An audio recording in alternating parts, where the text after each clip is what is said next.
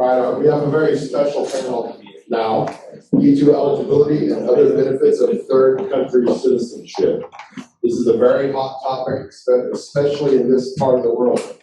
And we're very honored to have some very distinguished and experienced practitioners. Our special leader is Ron Plasko, and please go ahead and introduce the rest of your panel. Thank you so much. Hello, everybody. I'm Ron Plasko. To my left is Tammy Fox-Sisitoff, and hopefully you've seen both of us at various seminars and around AILA.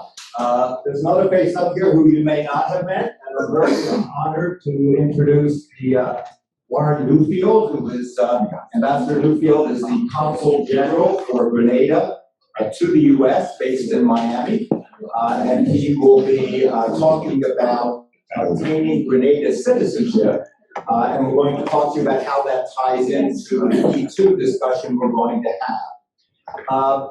Fact, if you're a wealthy person from China who wants to invest in the EB-5 program today, it will probably take 10 to 15 years to get into the U.S.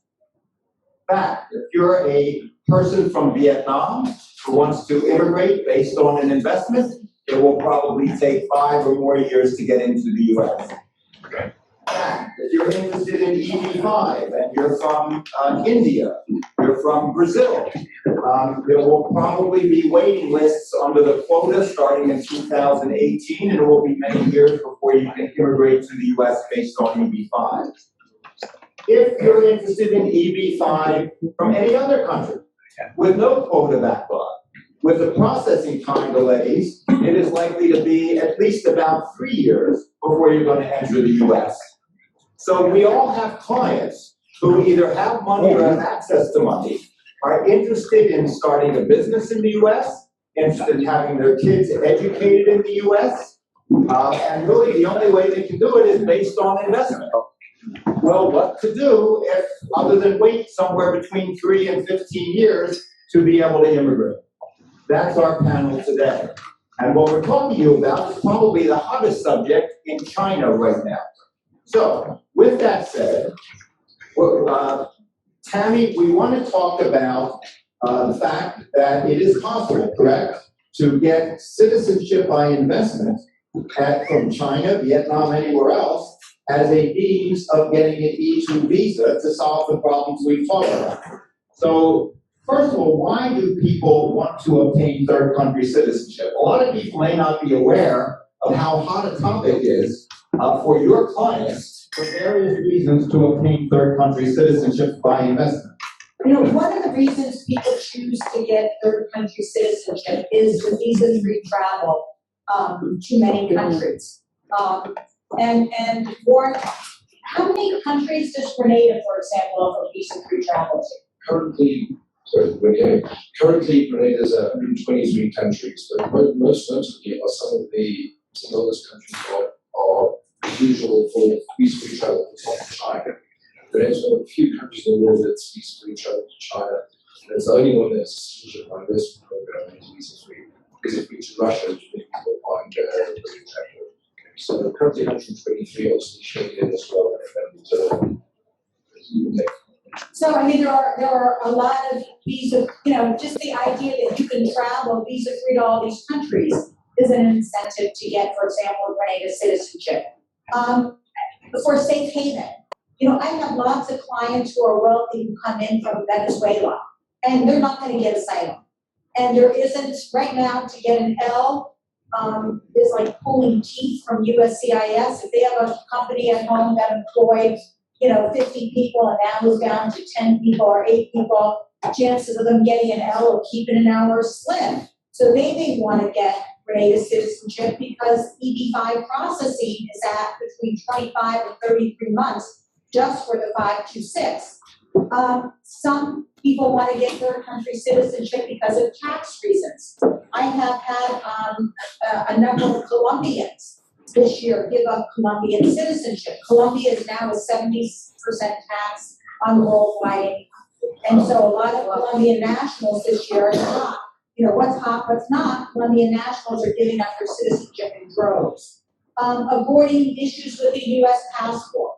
I have a lot of friends who travel frequently to the Middle East. they don't want to travel for the US passport to certain countries in the Middle East. They feel much safer traveling with an island passport, something that's going to be less likely to cause attention. Also, for somebody who visits the US frequently, who may not want those Iran or Iraq or Syrian stamps in their passport, they may want a third country passport. Avoiding issues with the US travel ban.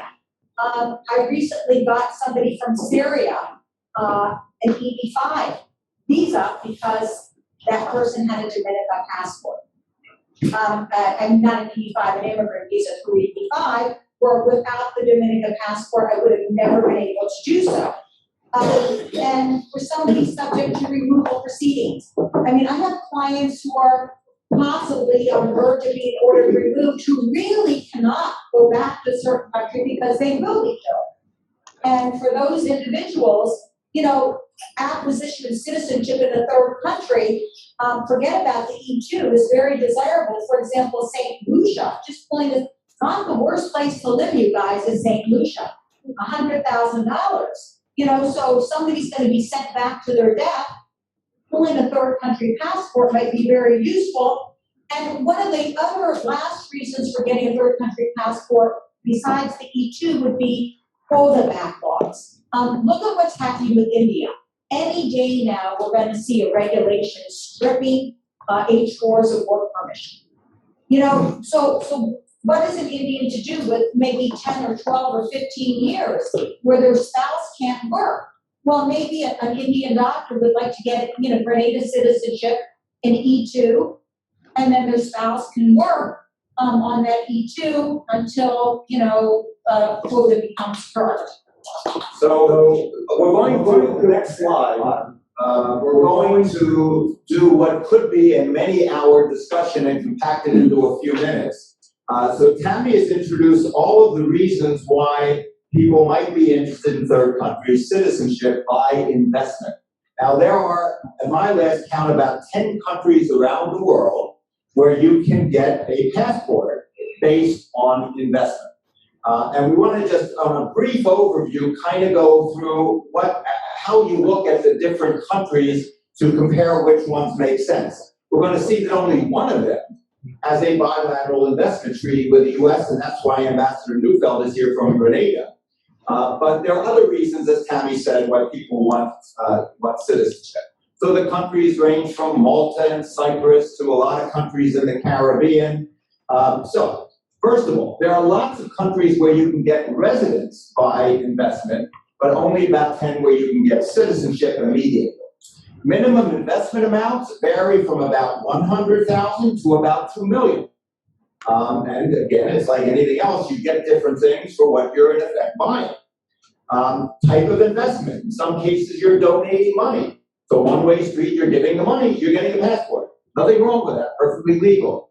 In other countries, you're buying property. In other countries, it may be some sort of complicated lending arrangement. In other countries, you might be buying government bonds, et cetera, all sorts of different ways of doing it.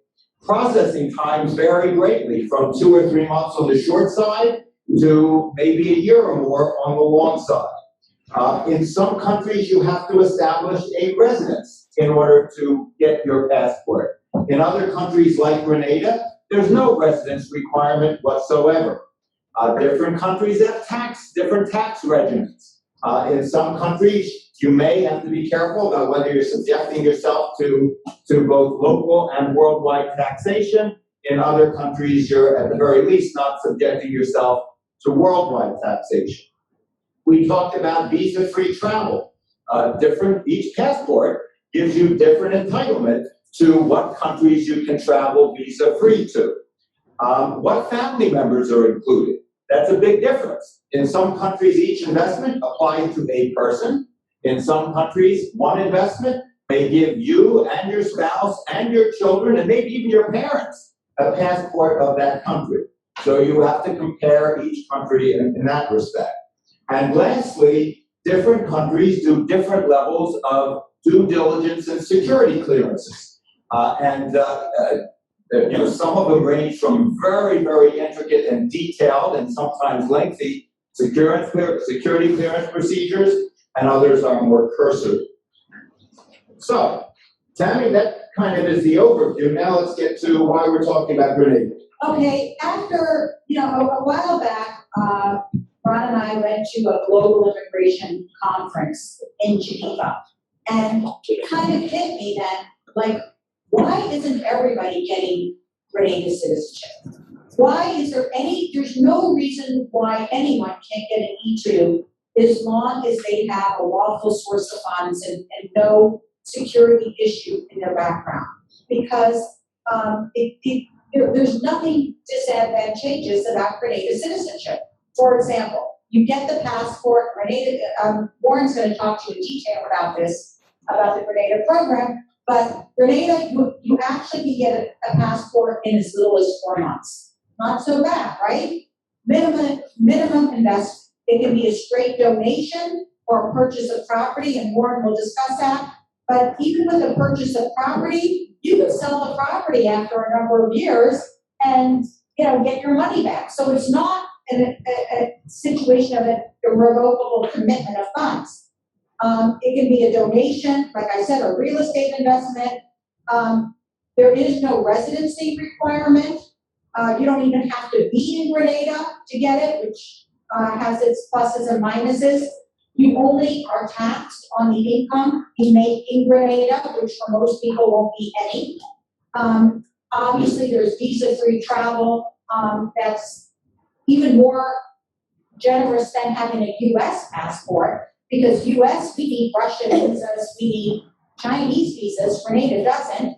The family members included in the Grenada passport it's very generous, because you can include, parents, you can include children up to 30 years old, Warren? Yes, Under 30, as long as they're dependent upon on you. And there is a pretty strict, I think in the Caribbean, the most strict vetting procedures, security-wise, and Warren will go into that more. But having a Grenada passport is certainly not a mark on your character, a negative mark. If anything, you've been very thoroughly vetted to get that Grenada passport.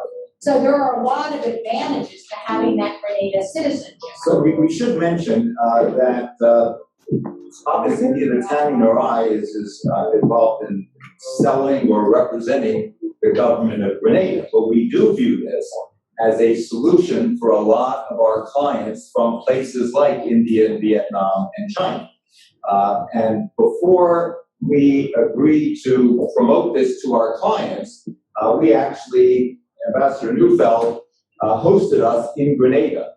And we had an opportunity to meet everyone from the Prime Minister to the head of the investment program on down to even the U.S. ambassador to Grenada, who was based in Barbados, to do our own due diligence as to whether we were comfortable with this program. And as well, speaking for myself, I walked away deciding I was comfortable suggesting this as an alternative to my clients. Let's spend a few minutes talking about, on the next slide, talking about some of the advantages of E2s for our investor clients from places like China, India, Vietnam.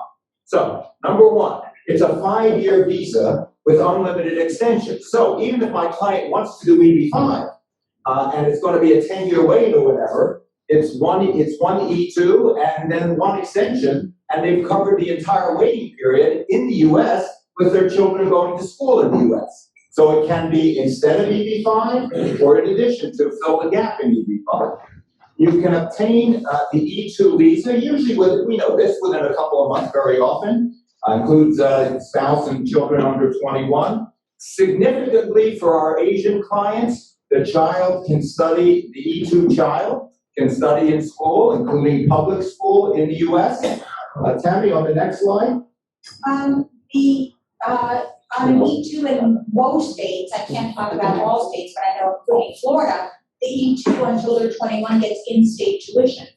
And, if you can push your kid, I tell my clients, make sure your kid is on the 3-year program, not the 5-year program, because after they're 21, they're going to have to change to F or whatever. But it could be a cheaper way of sending your child to a state school. The E2 principal may choose not to even live in the United States, may not be taxed as a U.S. resident. where the spouse makes no income might be. So you can pretty much avoid US taxation if somebody's not ready for US residence yet. And so that could be a big plus. Spouse can work. Well, that can be a big plus with when H4 lose work permission, which I think might be imminent. Not quite dual intent, but not dual intent. So I understand Elizabeth was telling me that the consul from Guangzhou was here yesterday, basically saying, well, we're not going to deny an F because, for example, a 526 has been filed. Well, for sure, you wouldn't deny an E then, because an E2 has a better dual intent standard than the F. Again, on if there's any immigrant visa petition you want to write consular process on it, please remember that, never default to adjustment. And lastly, if somebody isn't on the path to become a resident, I've had E2s in the United States until their late 90s. There's no reason, as long as the business is flourishing, for somebody not to have an E2 extended. And so it's a pretty good visa. Yeah, a couple of other things, Tammy, that are very topical. Certainly with respect to our Chinese clients, and we do a lot of Chinese EB5s, and traditionally most of our Chinese clients are not particularly interested in coming to the US to manage a business in the US. But we know there's a lot more flexibility on the E2 than there is on, for example, the L1 EB1C in terms of developing and directing and hiring somebody else to manage the business, which is much more consistent with the interests of our Chinese clients. It's 2018. In the world of 2018, being able to apply for a long-term working visa without having to make an application to USCIS is actually very, very good. And the only option available to avoid USCIS is the E2. Again, in Asia, everybody's focused on quotas, EB5 quotas, and they're happy to hear there is no such thing as a quota on E2s. And we're going to talk about this in a little bit, but the E2 investment can be used toward a direct EB5. You don't have to start all over again. If you made a $250,000 investment, you get your E2, you add another $250,000, and you may be able to do EB5. Now, on the next slide, we're going to talk a little bit about comparing the E2 versus the L1 EB1C. So what we're finding in China is that people are, EB5 is not realistic for a lot of people out there. So it's the Grenada E2 option versus the L1 EB1C option that people are considering. And we know now, of course, that EB1 is backlogged in China and India to 2012, which is its own set of issues. But Tammy, wouldn't you agree that the L1 EB1C, in terms of present USCIS adjudication policies, is problematic? Okay, how many of you would rather do an L than an E2? Why? Oh, no, I mean, just based off of comfort level. I've done more L's. Okay, because for me, if I could go shopping, if I had a choice between shopping at a consulate or embassy or shopping at CIS, I'd rather go to the consulate or embassy today than go to CIS. First of all, I haven't heard yet of the audits for too many approvals of E2s as opposed to audits of too many approvals of Ls, which is now happening at CIS. God forbid you're a generous officer or you happen to get too many good cases because your career is going to be jeopardized. I don't know if people are aware of that, what's going on, maybe this one. Well, somebody mentioned it last panel, but USCIS has started this process of auditing officers who have too many approvals and going through their cases, yes, and second guessing whether or not they should have been approved. And the officer who has too many approvals is going to be under scrutiny. And, obviously, if you're under scrutiny for too many approvals, what are you going to do to keep your job? You're going to deny. Now, I happen to represent mostly public companies, and I am getting a lot of pushback on my L's for public companies. In fact, I've turned all my public companies into blanket Ls, which can be pretty hard to manage, at least the first 3 years on the blanket L, because everyone expires at the same time pretty much, and it's very hectic to extend those blankets. But nevertheless, to do a regular L now with CIS is like jumping into the lion's den. You're going to get a lot of pushback on those regular Ls. Elizabeth, yeah? Have you looked about the CIS policy visas and all the site visits? I'm sorry, I can't. I'm sorry. Have you looked about the site visits and visas in the US? Could you rephrase the question on the microphone? Yeah, so we can- I haven't heard of any site visits on e-visas. Now, I have heard that, and this happens in Florida, where CBP will go into Sunbiz, look at the corporation and see if it's still active. That's not uncommon. And of course, our clients sometimes have very good corporations, but fail to pay their annual corporate dues. And that can be a problem at the point of inspection, but that can happen on an L also. So, if I had a choice between a 1-year startup L or a 5-year E, I would pick the 5-year E any day, because the 1-year startup L, you're looking for that extension 9 months into the L, and immigration expects an unrealistic, pattern of growth and hiring of high-level employees that the company may not need yet in the US. And I find my smaller company Ls at the startup phase often bleeding money, hiring people that they don't need, just so they can possibly get that E extension, that L extension, maybe because they're not eligible for an E because they don't have the E nationality.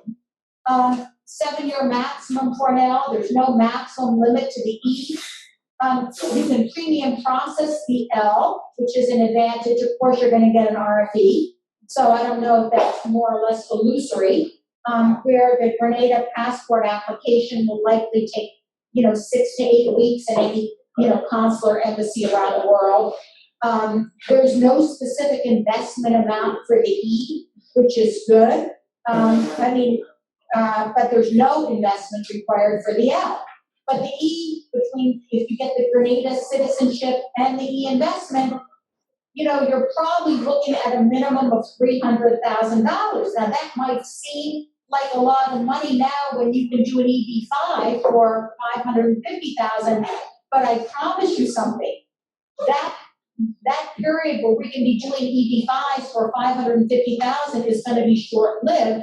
OMB published the regulatory agenda, and I don't exactly believe the government timeframes, but they have threatened to raise EB5 investment to $1.8 million, and virtually nothing will qualify as a TEA.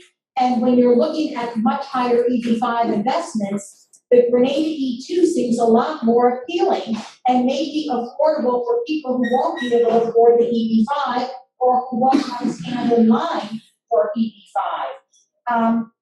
Active management, Ron mentioned, versus develop and direct. For somebody who doesn't want to be involved in the day-to-day management of a company, E2 would be preferable. The E2 doesn't require any set number of employees. Where trying to get an L extended with no employees or with 2 or 3 employees who are maybe medial employees, you're not going to get that L extended. No way, no how. For the L, you need to have a period of overseas employment with the parent, subsidiary, or affiliate abroad, branch abroad. And for the L, you do have the eligibility for an EB1C, but of course, and I know the Chinese are buying into this, and I just think it's wrong, because they're going to have to really grow that company in the US exponentially to be able to do an EB1C, and most of them don't understand that, this is what I always tell my clients, and I give this example because I have children. When my kid asks me for $5, I hand it to them. I don't even ask them what it's for, because it's fine, it's a small ask. That's a startup L, so to speak. When you go for the L extension, it's like your kid saying, Mom, can I have $100? Yeah, I'm going to question them a little, but they're getting 2 more years. Who cares? when you're asking for a green card, it's like when my kid comes to me and says, Mom, I want 5,000. And then I'm saying, okay, sit down, why? Because when your ask goes up, the scrutiny goes up. So, if for people who think that because they get an L, they're automatically sliding into base, a home run for the EB1C, you've got a long way to go. It doesn't translate. And somebody needs to tell Chinese nationals that just even if they get in the door with a startup L, it by no means guarantees them an extension or residence. And they're going to have to really build that US company and at the same time keep that foreign affiliate or branch or subsidiary going and growing in order to even be considered for residence.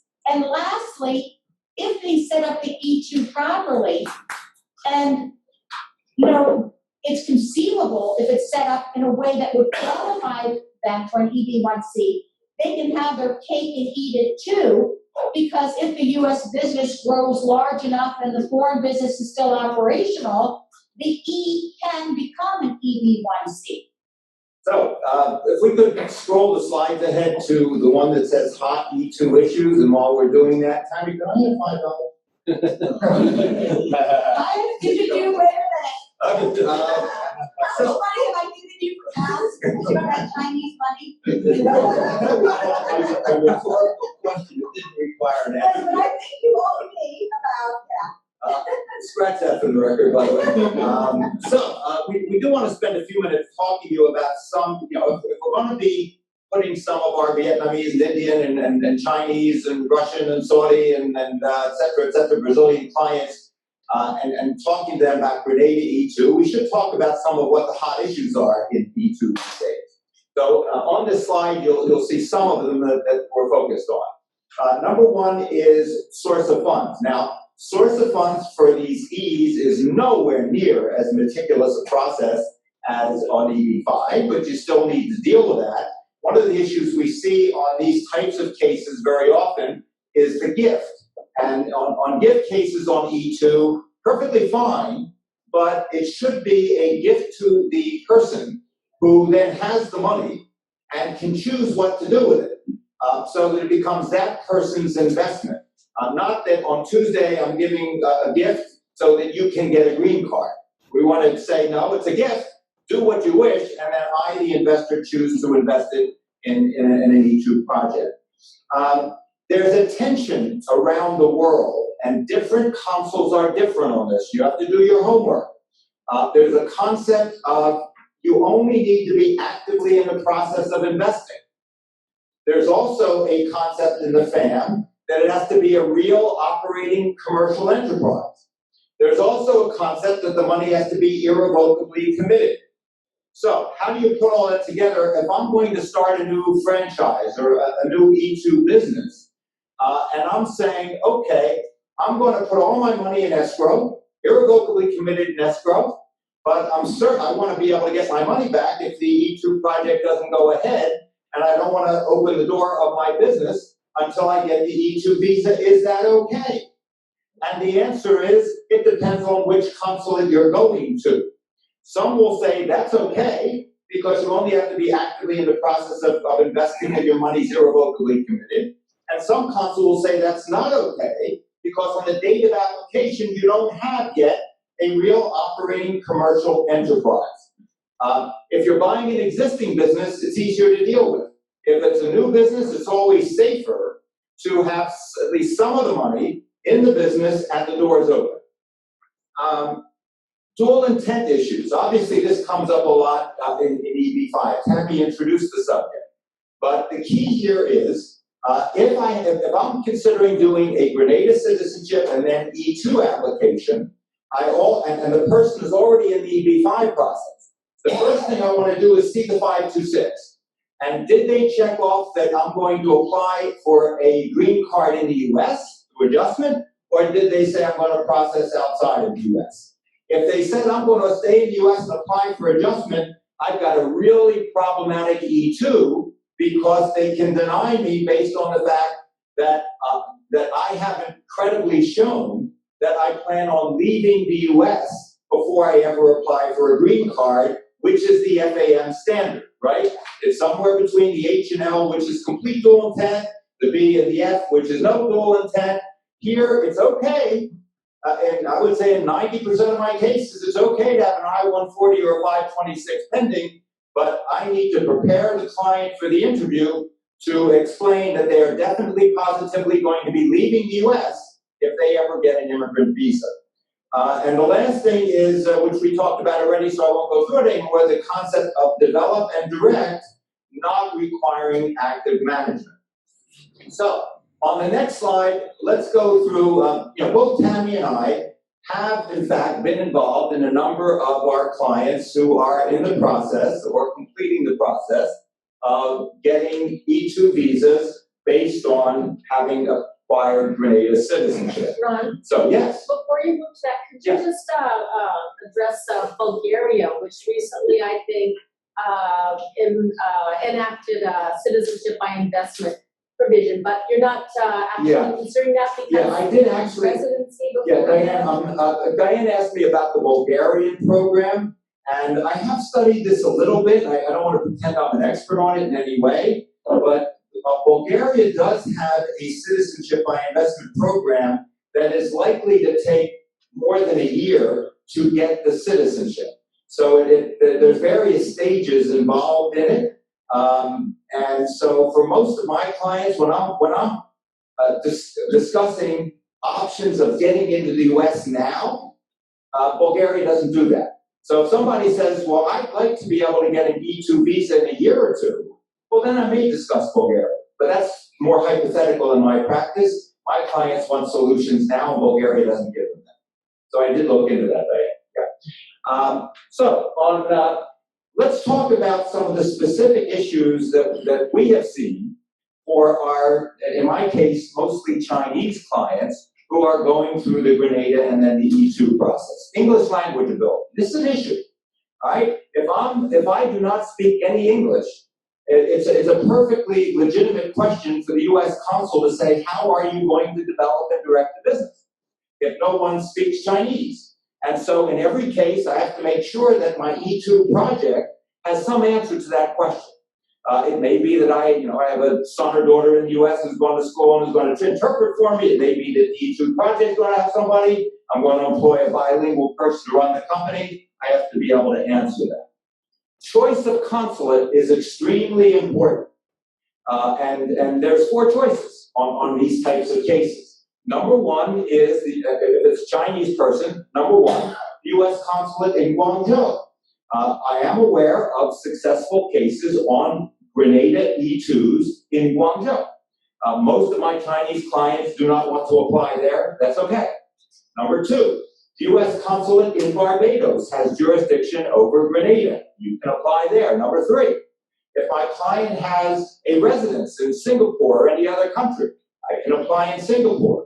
Number 4, various third country consuls around the world are very receptive to receiving these cases. There are a lot of consulates around the world who actually look forward to getting an interesting case because they don't deal with anything very interesting most of the time. And some consulates are very receptive, some want no part of this. So an important part of the lawyering is choosing the right consulate, discussing the various issues of the various consulates with your client. The fact that your client may have no U.S. business experience, well, that's relevant, right? Because the consul can say, well, how are you don't know the first thing about the U.S., how are you going to develop and direct successfully a business in the U.S.? And in preparing my client, yes, there's an answer to that. And it may be that, well, I'm going to hire somebody who does have U.S. business experience. Now, the answer may be different in each case. Nexus with Grenada. Now, what does this mean? This is a practical issue, not a legal issue. Our experience with the U.S. consulate in Barbados, Ambassador Newfield is going to talk about 2 ways to get citizenship in Grenada. One is the donation option, the other is buying property. When the client chooses to donate money to the government of Grenada and has never been to Grenada and has no residence in Grenada, we have seen problems at the U.S. consulate in Barbados on the fact the client has no nexus to Grenada. You're not gonna find that anywhere in the law or the FAM. I'm telling you practice, how it works. So what does that mean?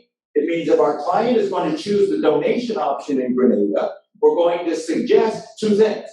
Number one is he go to Grenada and be able to say, yeah, sure, I've been to Grenada. Number two, we're going to suggest that he have a lease for a period of time for a property in Grenada that will enable him to have a residence address in Grenada, which should establish this made-up nexus with Grenada requirement. Well, what if the client says, I want to speed things up, so while I'm getting my Grenada citizenship, I want to do my investment now, so the next day after I get my Grenada passport, I can apply for the E2. Well, you can certainly do all the prep work while you're getting Grenada citizenship, but you don't want to make your investment until you're a Grenada citizen. You don't want to be a Chinese person making an investment.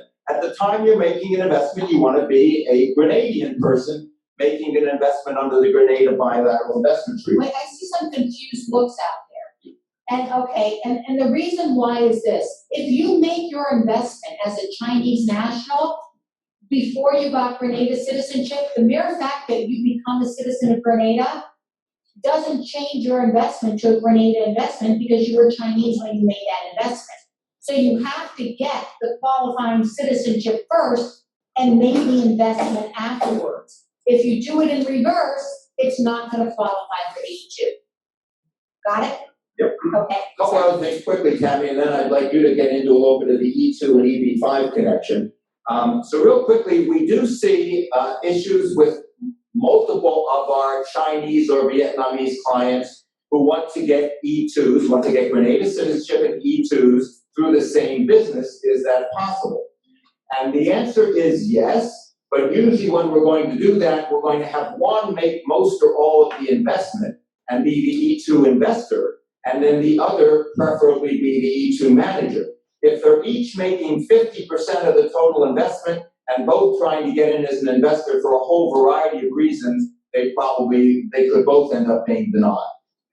And then the last thing you see on the slide is issues specific to China. I've covered most of them.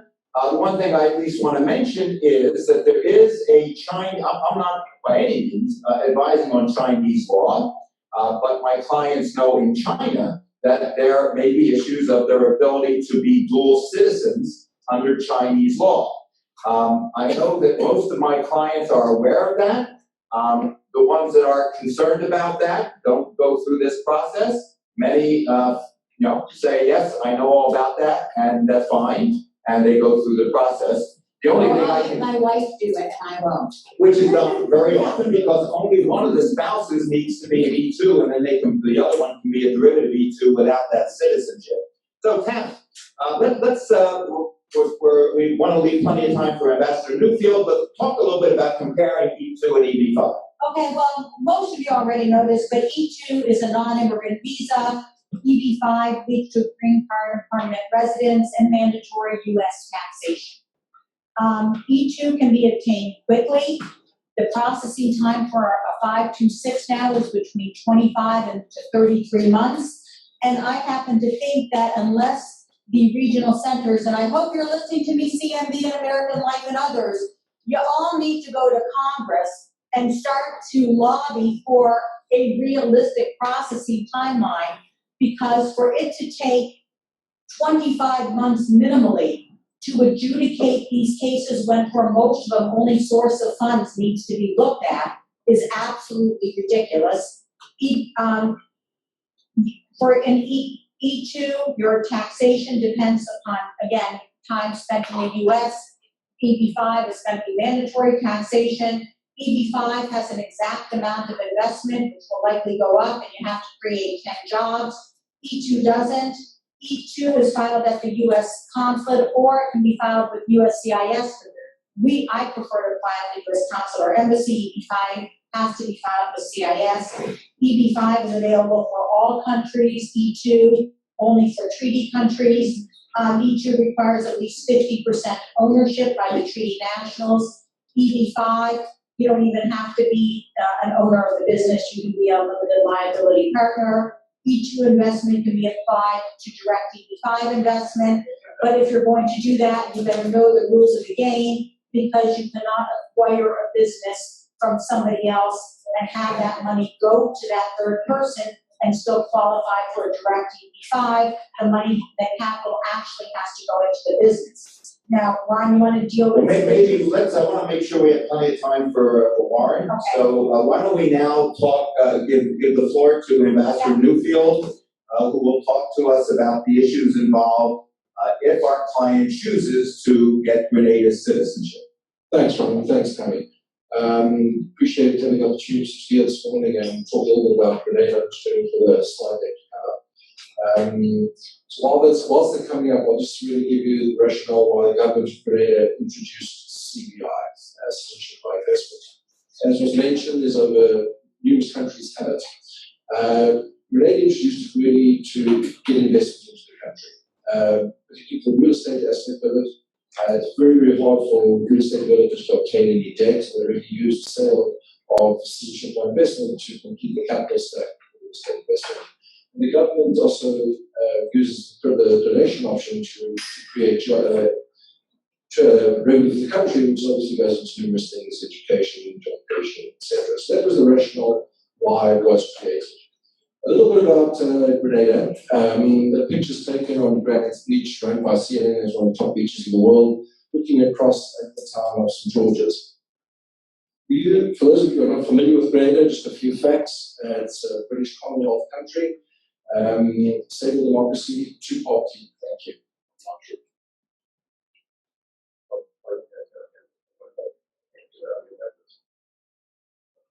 So I just want to simply get back to the right page. Really, part of the British Commonwealth, relatively small country, 100,000 people. English is the official language. As a location, it's something like hurricane belt, so the people who are over the peninsula, it's a great high-end Caribbean destination. Sure. The economy, what drives the Grenada economy? Three things primarily. Number one, St. George's University. It's home to the largest American accredited medical school. Interesting statistic, 1 in every 100 doctors in America is a graduate of St. George's University. It's got a very large veterinary school. 7,000 foreign students are based there, which shows a small population.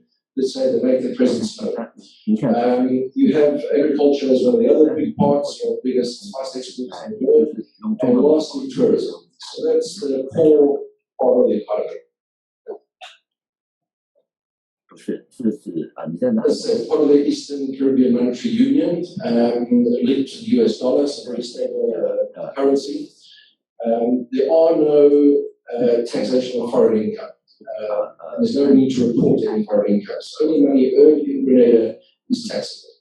The integrity of the passports. This was one of the biggest things that the Prime Minister looked at when the program was introduced. You will never ever find Grenada Prime Minister on roadshows promoting it, unlike a number of other Caribbean destinations. His biggest thing is the due diligence. Our processing times are slightly longer than the other Caribbean jurisdictions. He's very, very careful who's coming into Grenada. One person doesn't make a decision on the vetting process works. It's approved by the cases recommended by the CBI unit, but then goes across to a full cabinet for one. So we wanted to make sure that there was integrity to the process. One of the most generous in terms of family members. Dependent children under the age of 30 are eligible, as well as parents and grandparents. So those are always the financial dependency. It is taught currently in government of removing the financial dependency. What's also important is that future children are eligible for Grenada, as well as future spouses. Recently, my son got married and his wife became Grenadian, and one of the other kids, the child recently in Grenada became Grenadian. So those went through. And that's not applied for through citizenship or investment, actually applied to home affairs. Future spouses and grandkids. Well, can I say something, Eric? I mean, think about this though for a moment. If that family unit all becomes Grenada citizens, the 29-year-old son can apply for her own E2. The parents can apply for their own E2. you have such a big family unit riding on that Grenada citizenship that you have potential E2s all over the place within that family unit. It's much more generous than the US immigration system. Thanks, Erica. It's really doing that. E2 I won't discuss more about, but as you pointed out, we're the only country in the world that has a citizenship by investment program that has no residency requirements and E2 visa treaty. And lastly, successful applicants can obtain a graded residency card, which we found particularly in China as a very appealing option for clients.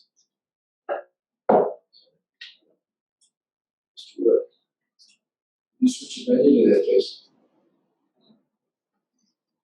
That's that here. Yeah, it's an echo equation, sorry. Yeah. There we go. Thank you. Not too many, sorry. Right. So relatively fast process. It's running about 120 days at the moment. I mentioned briefly earlier the visa-free travel, so I won't repeat that. There is no interview required, there's no visit required, and no residency required. On the real estate option, it has one of the shortest hold periods, and it is eligible to resell the investment after a 3-year period.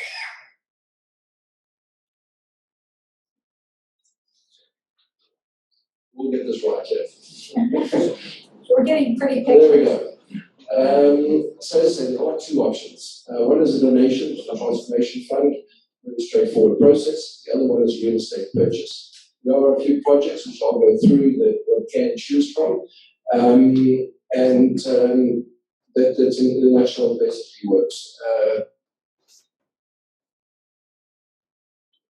Okay, vetting and security clearances. It's really a multi-stage process that they run through. It's looked at from one is called commercial due diligence. Educational, the person said their schools they went to, university they went to, that is verified. The businesses, lawsuits, etc. are verified. The next thing is a criminal background checks, through Interpol and other agencies. And lastly, security due diligence, various terrorist watch lists, etc. So it's quite a comprehensive process. And that's normally the longest part of the clearing of clients. Depending on what part of the world, it really does not exclude citizens from any country. But obviously, in certain countries, the background security clearances take a lot longer than others. I'm sorry, I have the slide deck in front of me here. Basically, the source of funds is an issue, but it's far less than anything you'd be familiar with from the US. One thing they do look for, and rejections are normally based on basically incorrect information being submitted or incomplete information being submitted. In terms of criminal background checks, smaller offences like a DUI tend to ignore those. Usually they're looking for more serious criminal things. The person pulled the marijuana at 18 years old, the person's 30 years old applied. He didn't do any real jail time. Those kind of things that will overlook. They're actually very reasonable to work with the team in terms of that. One thing they also look for a person also with 3, 4, 5 citizenships, why. So I think once that can be justified and explained, that is one of the red flags. Okay. Very important, IMF has ranked Grenada CPI program as the gold standard. As I previously stressed, the integrity of the passport is the biggest single thing. How it works is there's 2 types of agents. One wants to be a client who wants to become a Canadian citizen. So firstly, you work with one of the international marketing agents. One goes to the website, they're clearly listed over there, or one of the property developers will have their own marketing agent license. The client will also need to work with a local agent. A local agent in Grenada is a Grenadian lawyer. It's been approved. Not all lawyers are local agents, but all local agents are lawyers. So there's certain of them that are much more efficient than others, in my experience. So, and normally the marketing agents already have relationships, so they'll take care of that relationship. And that's how it'll be managed. As mentioned, the PR card is an option that's available for an extra $1,000 a year. And very important though, for it to have a Grenadian address, the client does need to either rent on a long-term lease or own property in Grenada. So when one goes looking at a Section 11, which is the real estate option, one choice to consider, is it a share purchase or is it actually a title deed real estate transaction? Just some of the approved projects that are currently underway in Grenada, right through the country. They have that. I'm just going to quickly whip through 3 of them.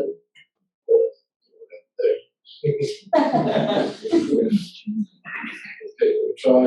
We have a technical problem here.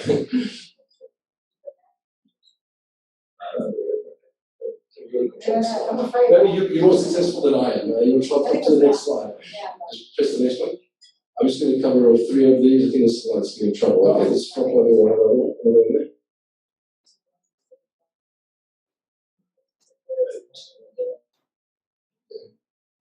Idea.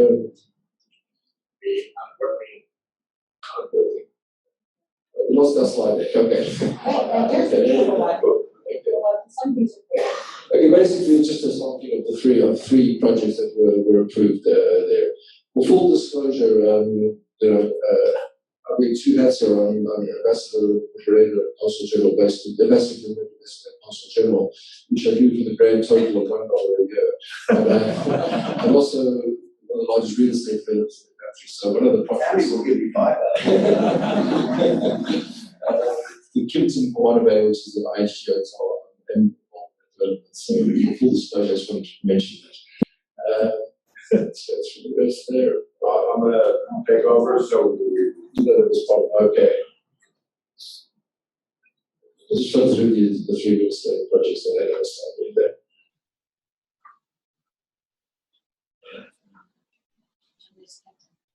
Next one.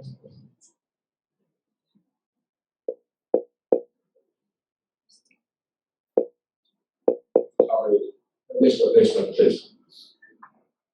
Yeah, basically, yeah. So, I'll be around afterwards if anybody has any specific questions about the program. It's a relatively new program. Application volumes are increasing. The score is starting to Ron and Tammy's efforts and a number of other ones. Messages getting out there. I was just leaving updates in Beijing yesterday, and clearly the people are picking up on Grenada, and so we're actively working as a government to increase our efficiency and processing times and so on. So thanks everybody for the time this morning. We want to give you about 5 more minutes. Okay, 5 minutes for questions, great. Yes, let's try to use the microphone so people that are listening in remotely can hear us. Should we say question?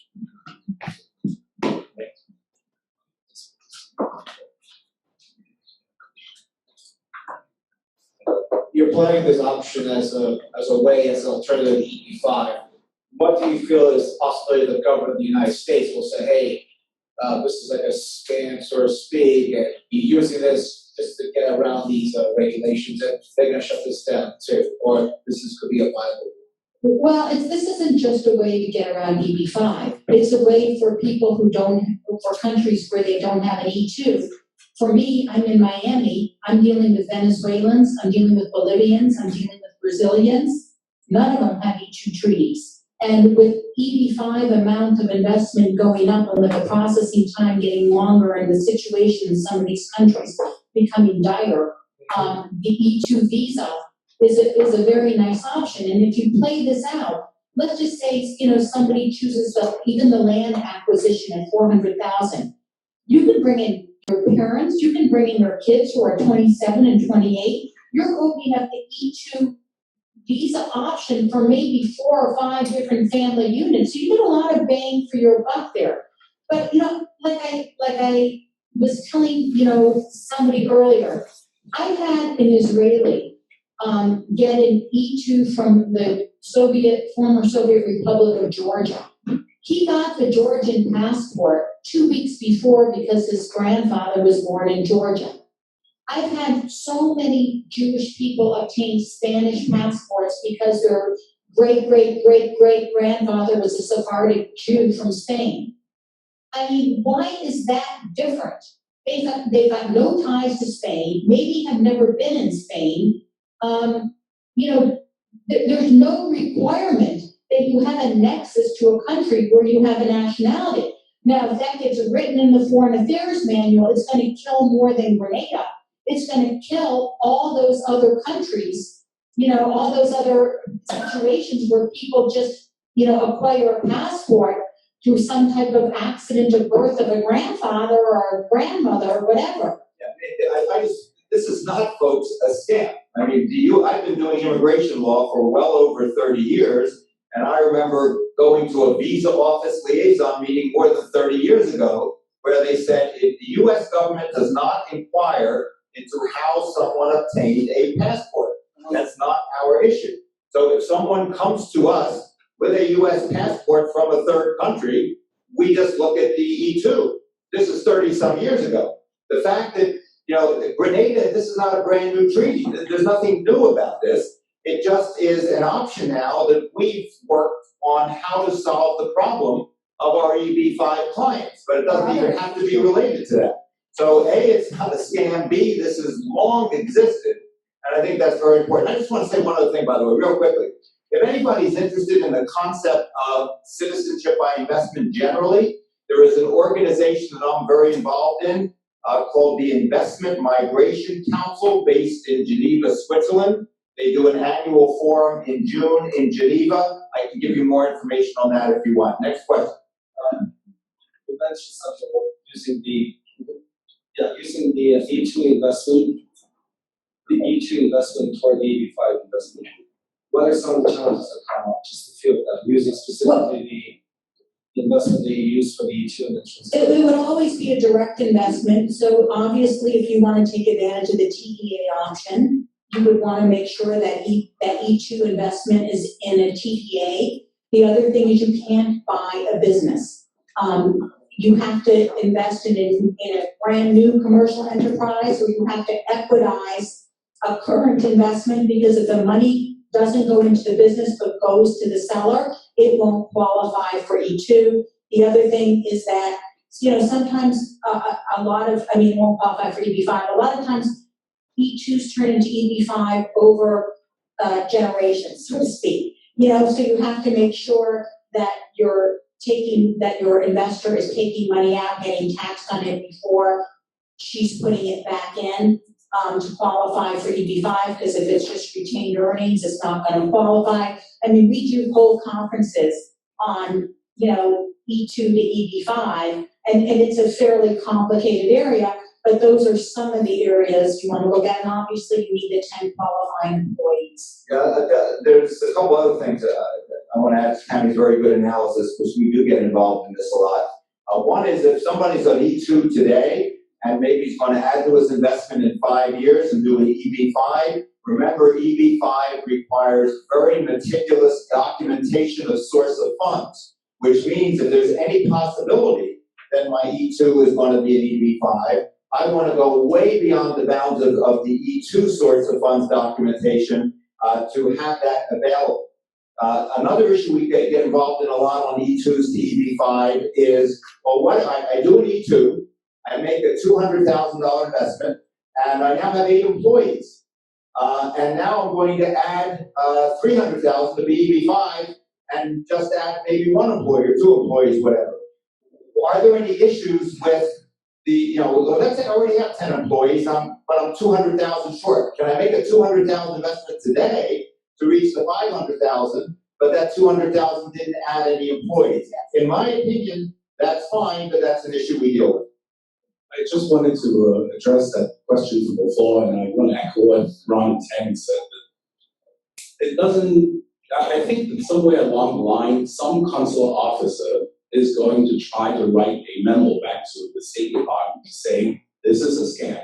I just think about the fact that when I moved to Hong Kong in '87, a lot of people wanted alternative passports, and I have been involved in alternative citizenship since '87 to now, 30 years. And whenever I have people that own companies that are listed on NASDAQ, they want to have flexibility for visa-free travel. And the US consulate in Hong Kong at that time, depending on who the consular section chief is, they will raise issues. And Casey and I have been living in this part of the world.